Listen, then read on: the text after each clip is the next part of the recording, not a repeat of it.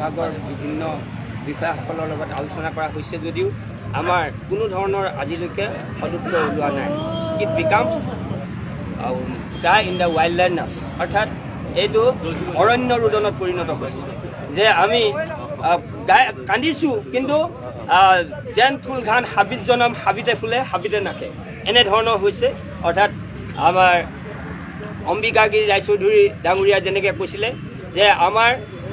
ঠিক অসমীয়া মানুহ নহয়, অসম শ্মশান নহয় কোনো হয়। আজি অসমৰ শিক্ষামন্ত্ৰী, অসমৰ মুখ্যমন্ত্ৰী বা অসম বিধানসভাৰ যিসকল সদস্য তেওঁলোক কোন? তেওঁলোক অসমীয়া মানুহ। অসমীয়া মানুহে অসমৰ জলবায়ু, অসমতে থাকি অসমৰ স্কুল কলেজবিলাক কেনেধৰণে প্ৰতিষ্ঠা হৈছে তেওঁলোকে হাড়ে হিমজুৱা হয়তো বুজি পায়, কিন্তু বুজি পালেও তেওঁলোকে আমাৰ প্ৰতি কৰি অহা যিবোৰ অন্যায় সেই অন্যায়বিলাক কিন্তু তেওঁলোকে একো মন কাণ নিদি আজি আমাক টিউটৰ সজাই আমাৰ আজি 30-35 বছৰে ধৰি আমাৰ যিসকল টিউটৰে শিক্ষকতা কৰিছিল আৰু প্ৰথমতে শিক্ষক হিচাপে নিযুক্তি পাইছিল SMC, SMDC ইত্যাদিয়ে বা গভৰ্ণিং বডিয়ে তেওঁলোকক শিক্ষক হিচাপে নিযুক্তি প্ৰদান কৰিছিল যদিও তেওঁলোকে এখন 2017 চনত আইন উলিয়াই সেই আইনখনৰ যোগেদি আমাক টিউটৰ সজালে আৰু টিউটৰ সজোৱাৰ পাছত কিছুমান নৰ্মছ তাত ধৰি দিলে আৰু নৰ্মছবিলাক আমি পূৰ কৰাৰ পাছতো সেই নৰ্মছবিলাকৰ পাছতো আমাক টিউটৰ কিন্তু সজাই থৈছে। উদাহৰণস্বৰূপে আমি টিউটৰৰ পৰা টিচাৰ হ'বলৈ হ'লে আমাৰ DLEDৰ প্ৰয়োজন, কিন্তু আমি DLED প্ৰায় সকলোৱে DLED পাছ কৰি থোৱা আছে, বহুতসকলে হয়তো আজি BEd পাছ কৰি থৈছে, কিন্তু তেওঁলোকক এটা নতুন কথা চৰ্ত দিয়া হৈছে যে আমাৰ LPME ক্ষেত্ৰত টেটৰ কথা কৈছে আৰু ছিনিয়ৰ কলেজৰ ক্ষেত্ৰত নেট স্লেট ইত্যাদিৰ কথা কৈ তেওঁলোকক বঞ্চিত কৰা হৈছে। যেতিয়া আমাৰ এই মহাবিদ্যালয়বিলাক প্ৰতিষ্ঠা কৰা হৈছিল সেই মহাবিদ্যালয়বিলাক প্ৰতিষ্ঠা কৰাৰ সময়ত তেনেধৰণৰ কোনো নৰ্মছ নাছিল, কিন্তু বৰ্তমান সময়ত সেই নৰ্মছবিলাক তেওঁলোকে প্ৰযোজ্য কৰিব বিচাৰি কিন্তু এই ধৰণে বিত্ৰে কৰা হৈছে। যদিও ইয়াৰ মাজতে কিছুমান আমাৰ শিক্ষক হিচাপে চৰকাৰে নিযুক্তি প্ৰদান কৰিছে যিসকলক আমাৰ কোৱা হৈছে যে কম্পাছনেট গ্ৰাউণ্ডত কুটমূলক নিযুক্তি দিয়াৰ ক্ষেত্ৰত তেওঁলোকো শিক্ষক, কিন্তু তেওঁলোকক কিন্তু কি কৰা হোৱা নাই, এই টেট লগীয়া হোৱা নাই, তেওঁলোকক BEdও লগীয়া হোৱা নাই, কিন্তু তেওঁলোকক কুটমূলক নিযুক্তি হিচাপে তেওঁলোকক প্ৰদান কৰিছে। আমি সেই কুটমূলক নিযুক্তি কোনোবা মৃত্যু হোৱাৰ পাছত সেই পুত্ৰ বা জীয়েকে সেই পষ্টটো পাইছে, কিন্তু আমি 30-35 বছৰ বিনা বেতনে আমি দুখীয়া নিচলা ল'ৰা ছোৱালীবিলাক ঘৰে গৈ আমি ঘৰৰ পৰা আনি তেওঁলোকৰ মাক দেউতাকক বুজাই মেলি আনি আমি শিক্ষা প্ৰদান কৰি আছোঁ। আমাৰ ওপৰত চৰকাৰ বেছিহে পুতৌ জন্মিব লাগিছিল, কিন্তু আমাৰ প্ৰতি সেই পুতৌ জন্মা নাই। চৰকাৰে আকৌ আমাক ইয়াৰ পৰা মাতি নি বিভিন্ন সময়ত যিবিলাক আলোচনা কৰিছে সেই আলোচনাবিলাকত শিক্ষামন্ত্ৰীয়ে প্ৰথম কৈছিলে যে আপোনালোকৰ দৰমহা 12,000 টকাৰ পৰা আমি 25,000 টকা কৰি দিম। এতিয়া আকৌ সিদিনাখন 14 অক্টোবৰ তাৰিখে আমাক নি কৈছে যে আমি সেইটো কৰিব নোৱাৰোঁ, আপোনাৰ দৰমহা বৃদ্ধি কৰিব নোৱাৰোঁ, আমি মাত্ৰ 6% এটা এক্সিষ্টিং যিটো দৰমহা আছে অৰ্থাৎ 12,000 আছে সেই 12,000ৰ ওপৰত ভিত্তি কৰি কি হৈছে যে 720 rupees মাত্ৰ বছৰেকত বৃদ্ধি কৰি আমাক এনেকুৱা ধৰণে মানে শিক্ষকতা কৰিবৰ কাৰণে তেওঁলোকে ব্যৱস্থা গ্ৰহণ কৰি বুলি কৈছে। যিটো আজি বৰ্তমান সময়ত যিটো মানে ইনফ্লেশ্যন হৈছে, টকা অৱমূল্যায়ন হৈছে, এনেধৰণৰ সময়ত আমাৰ টিউটৰসকলৰ নিজৰ সন্তান নাই জানো? সেই সন্তানবিলাকক তেওঁলোকে কেনেধৰণে পঢ়াব, তেওঁলোকে কেনেধৰণে ঘৰখন চলাব? তেওঁলোকে সমাজত আজি আমাক শিক্ষক বুলিহে সকলোৱে জানে আৰু শিক্ষকৰ ওচৰতে আজি বিভিন্ন ধৰণৰ ডনেশ্যনৰ পৰা আৰম্ভ কৰি বিভিন্ন ধৰণৰ আহে, কিন্তু আমাক শিক্ষক বুলি জানে। গতিকে আমাৰ পৰাই সেইটো আমিতো ক'ব নোৱাৰোঁ যে আমি ইমানহে দৰমহা পাওঁ, এনেকুৱাহে তেনেকুৱা, ইমানখিনি আমি বক্তৃতা মাৰিব নোৱাৰোঁ। গতিকে এনেকুৱা এটা পৰ্যায় হৈছে যে আজি আমাৰ লগৰ মানুহে আজি হাজিৰা কৰিবলগীয়া হৈছে আৰু আমাৰ 8:30 বজাৰ পৰা 3 বজালৈকে এই টিউটৰসকলে আজি বাকী শিক্ষকসকলৰ দৰে শিক্ষকতা কৰি থাকিবলগীয়া হৈছে। অৰ্থাৎ বাকীসকলে 80,000, 70,000, 50,000 বা 1 লাখ, 1.5 লাখ ইমান টকা দৰমহা পাইছে, কিন্তু আমাক কি দিছে? আমাক কিন্তু একে কাম কৰাইছে, সমকামৰ আমাৰ সমমৰ্যাদা প্ৰদান কৰা হোৱা নাই। গতিকে আমাৰ মূল কথা হ'ল কি, আমাক টিউটৰৰ পৰা টিচাৰ কৰিব লাগে, আমাক সমকৰ্মৰ সমমৰ্যাদা প্ৰদান কৰিব লাগে, আমাক যি স্কেল পে দৰমহা প্ৰদান কৰিব লাগে আমিও জীয়াই থাকিব বিচাৰো আমি সমাজখন পৰিৱৰ্তন কৰিব বিচাৰিছো এইখন চৰকাৰে পৰিৱৰ্তন কৰিম বুলি এই চৰকাৰ গঠন কৰিছিলে আৰু এই পৰিৱৰ্তনৰ নামত কি কৰিছে আজি বিদ্যালয়সমূহ তেওঁলোকে ধ্বংস কৰিছে আজি মই ইতিমধ্যে আপোনালোকক কৈছো যে কি আছিলে নাম আমাৰ আনন্দৰাম ঢেকিয়াল ফুকনে কৈছিল প্ৰতিখন গাঁৱতে বিদ্যালয় হ'ব আৰু পঢ়াশালী হ'ব কিন্তু আজি সেই প্ৰতিখন গাঁৱৰ পৰা আজি বিদ্যালয়বিলাক তেওঁলোকে কৰ্তন কৰিছে বিদ্যালয়বিলাক ধ্বংস কৰি পেলাইছে আমাৰ ছাত্ৰ ছাত্ৰীবিলাকৰ যি সপোন সেই সপোনবিলাক ধ্বংস কৰিছে আমাৰ যি সপোন আমি সমাজখন যি পৰিৱৰ্তন কৰিম বুলি যি সপোন ৰচি এই বিদ্যালয় মহাবিদ্যালয়বিলাক আমি খুলিছিলোঁ সেই সপোনবোৰ আমাৰ ধ্বংস কৰি দিলে আমি বৰ্তমান টিউটৰ হৈ সমাজৰ লাঞ্ছিত বঞ্চিত শোষিত নিষ্পেষিত হৈ আমি জীয়াই থাকিবলগীয়া হৈছে ই এক মৰ্মান্তিকৰ এক বতৰা যিটো আমাৰ বৌদ্ধিক সমাজে অসমৰ বৌদ্ধিক সমাজেও এই বিষয়ত আমি মাত মতাটো উচিত বুলি বিবেচনা কৰোঁ আৰু আগন্তুক আমাৰ যি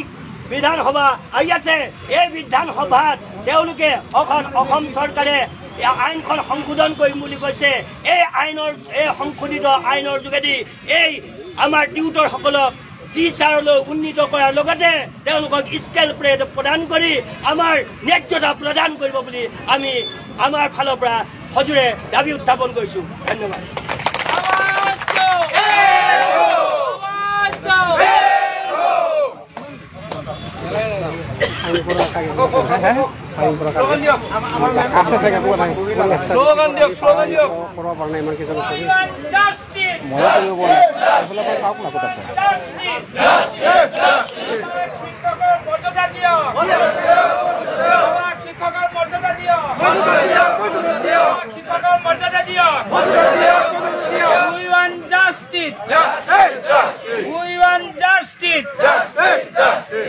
অসম চৰকাৰ হাই হাই চৰকাৰ হাই হাই সমকামৰ সম মৰ্যাদা দিয়ক প্ৰদান কৰক সমকামৰ সম মৰ্যাদা দিয়ক প্ৰদান কৰক We want justice. সমকামৰ সম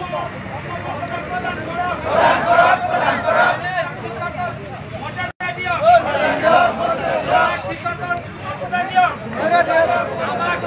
কওক লগে লগে নকলে কেনেকৈ ক'ব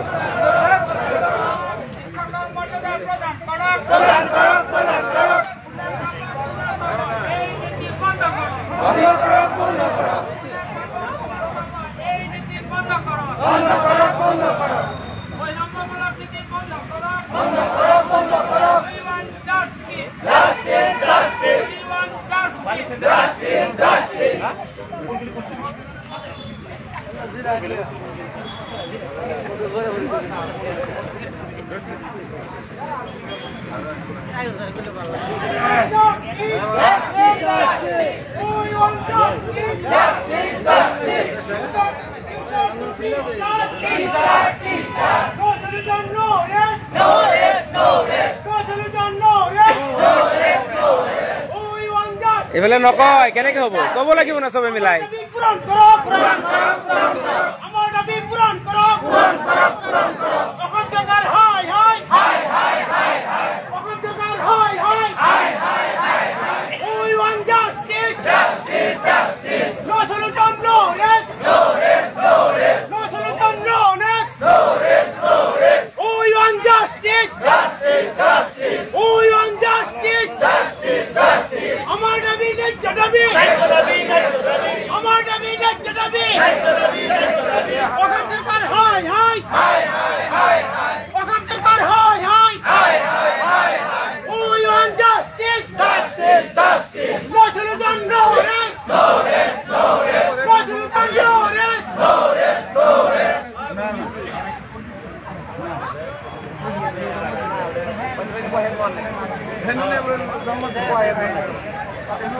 আপোনালোকে শ্লোগান দিয়ক সেইফালে চলি থাকক একো নাই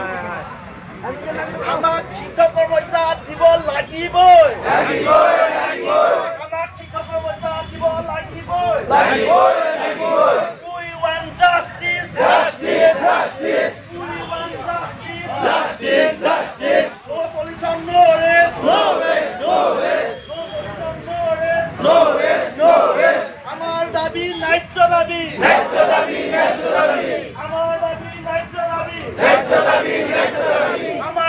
মানিবই লাগিব আমাৰ দাবী ন্যায্য দাবী আমাৰ দাবী মানিবই লাগিব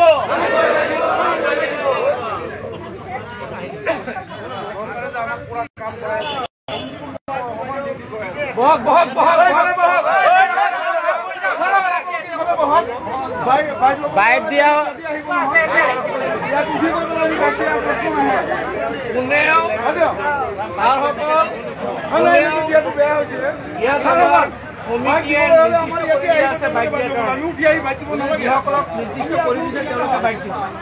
না না ইয়াতে বহক না যাব ইয়াতে আহিব নহয়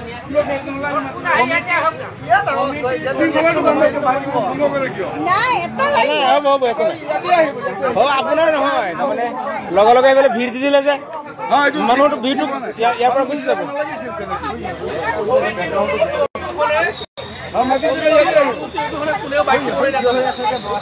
প্ৰয়োজন হলে আমাৰ ষ্টেট কমিটিৰ মানুহ আছে আমি শিক্ষকসকল হিচাপত গৈছো সেই হিচাপত চৰকাৰৰ পৰা কেন্দ্ৰীয় চৰকাৰৰ পৰা দৰমহা আহে আমাৰ নামত কিন্তু সেই দৰমহাটো আমাক দিয়া নাই সেইটোৱে ৰুণ ভংগ কৰিছে মই সেই কথাটো ঠিকে আছে ঠিকে আছে ঠিকে আছে কোৱাখিনি ঠিকে আছে আমি আহিছিলো কোৱাখিনি ঠিকে আছে আপুনি কোৱাৰ লগে লগে চব মানি উঠি গ'ল সেইকাৰণে কৈছো আমি ইয়াতে বহো ইয়াৰ পৰা মানে ভাল ঠিকে আছে বঢ়িয়া বঢ়িয়া কৈছে সুন্দৰ হৈছে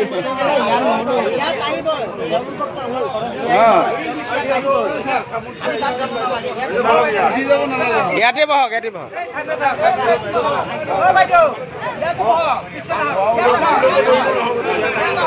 সেই চাওক মানুহখিনি চাওক কি অৱস্থা